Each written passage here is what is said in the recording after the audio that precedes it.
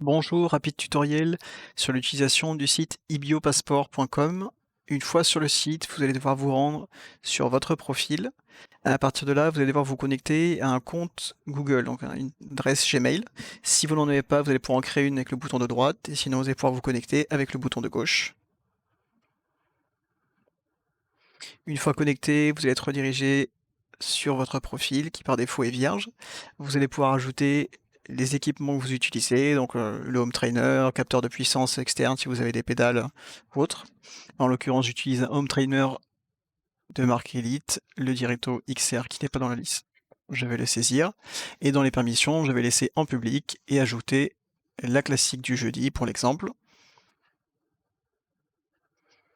Une fois que c'est validé, vous revenez sur votre profil. Vous pouvez aussi ajouter des vidéos montrant une vidéo du home trainer, de la calibration ou de la pesée. Là, je vais ajouter une vidéo de la pesée.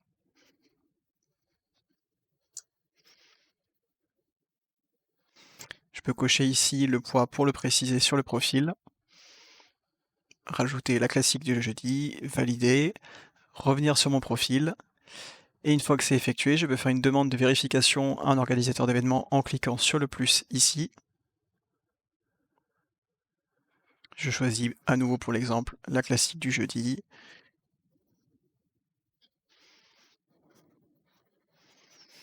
Et là, je coche les éléments que je souhaite faire vérifier.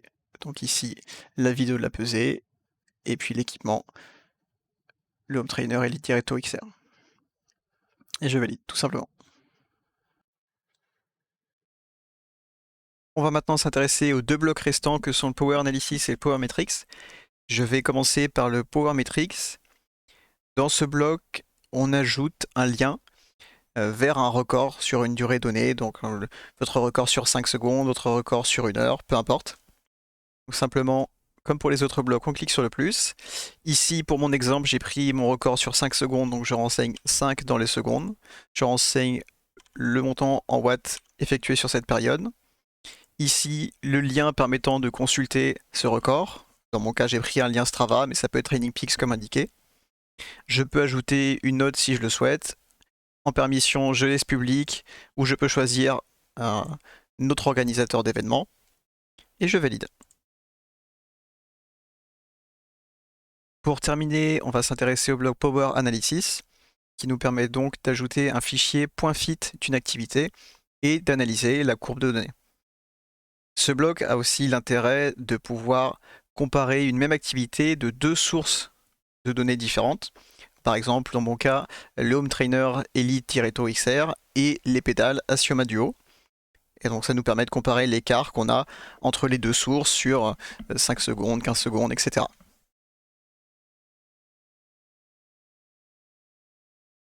Comme toujours, on va sur le plus pour ajouter les données. Ici, je vais renseigner, donc j'ai fait une sortie hier avec un double enregistrement sur le Magic Road de l'Alpe d'Huez.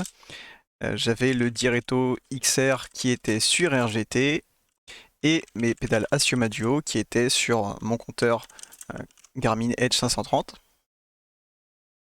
Et donc je vais pouvoir choisir le fichier .fit des activités.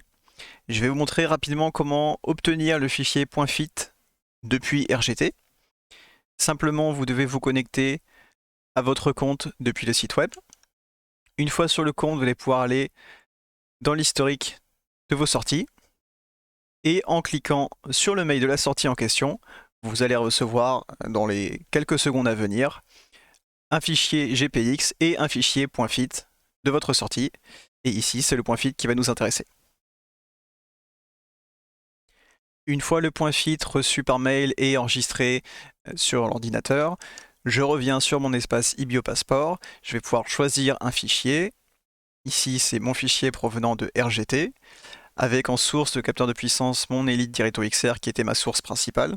Et je peux choisir un second fichier que j'ai récupéré de mon côté sur mon espace Garmin Connect, qui provient de mes pédales Asioma. Je peux ensuite choisir de mettre les données en public ou bien de les mettre que pour un organisateur d'événements. Une fois que c'est fait, je peux prévisualiser le tout. Donc là, je vois qu'il y a un léger décalage dans les données puisque je n'ai pas démarré l'enregistrement sur mon compteur en même temps que sur RGT.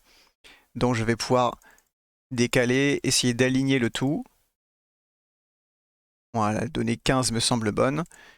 Je valide, je vois ma courbe de puissance. Et ça me permet de comparer les valeurs que j'ai sur un temps donné entre les deux sources. Une fois que je vérifie que tout est bon, j'enregistre et ça va être ensuite ajouté à mon profil. Une fois de retour sur mon profil, je vois que l'analyse des deux fichiers FIT a bien été ajoutée. Je peux donc me rendre sur l'analyse en question et comparer, vérifier que je n'ai pas de gros écarts de puissance entre les deux capteurs de puissance. Pour avoir les meilleurs résultats possibles, il est important de calibrer ces capteurs de puissance, à savoir que ça se calibre à chaud, donc après 10 à 20 minutes d'échauffement. Vous suivez ensuite la procédure de calibrage de votre home trainer et vous êtes sûr d'avoir une valeur qui va être réaliste. Pour ceux qui utilisent un home trainer avec la roue à l'arrière, le calibrage se fait à une température donnée et à une pression donnée. Donc la pression de la roue arrière ne doit pas changer.